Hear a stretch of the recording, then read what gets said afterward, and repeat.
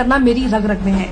इसलिए मैंने इंदिरा के हुक्म से इनकार करने वाले सेना प्रमुख सैम मानेकशॉ, जिसने पाकिस्तान पर जीत दिलवाई, उसका वेतन 32 साल तक नहीं दिया।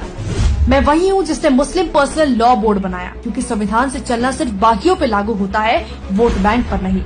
मैंने ही देश में आपातकाल लगाकर लोकतंत्र का गला घोटने की कोशिश की। वो मैं ही थी जिसने संविधान में धर्मनिरपेक्ष शब्द को डाला, लेकिन फिर भी हज सब्सिडी देने में कतराई नहीं, और आज भी उसका दुरुपयोग करने में मुझे कोई शर्म नहीं है। वो मैं ही थी जिसने 30,000 से भी ज्यादा सिखों को बेरहमी से कत्लेआम करवाया और उनके गुनहगारों को बचाए रखा। गरीबी हटाओ का नारा देकर देश को गरीब बना दिया और देश का सोना गिरवी रखवा दिया। मैंने ही वक्फ एक्ट में संशोधन कर इसे इतना शक्तिशाली बना दिया कि आज आपकी जमीन कभी भी आपके ही हाथों से जा सकती है और आप कुछ कर भी नहीं पाओगे। मैंने परमाणु का विरोध किया, सेना को कमजोर रखने की मेरी मेहनत पर पानी जो फिर जाता। मैंने रिमोट कंट्रोल पीएम बनाया, उसकी आड़ में लाखों करोड़ों के घोटाले किए।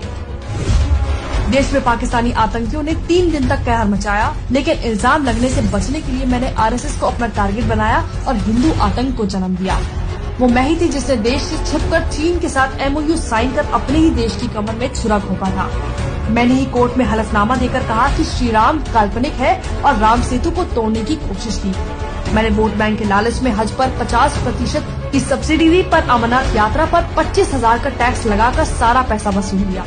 देश में महंगाई को 2 डिजिट में रखना ही मेरी खासियत थी। मैंने CAA पर लोगों को गुमराह कर उसका विरोध किया, जिससे देश की करोड़ों की सरकारी प्रॉपर्टी को नुकसान पहुंचा। मैंने सेना को राफेल ना मिले इसके लिए अंबानी को बदनाम किया। मुझे अपने अस्तित्व को बचाने के लिए चुनाव का ढोंग करना पड़ रहा है, क्योंकि कुछ लोगों को परिवारवाद पसंद नहीं। मैं कांग्रेस हूँ, मुझे नफरत है इस देश से, इस देश के हिंदुओं से। इसलिए मैं चाहती हूँ कि मुझे सत्ता में एक और मौका मिले, ताकि मैं हिंदुओं का इस देश से पूरी तरह विनाश कर पाऊँ।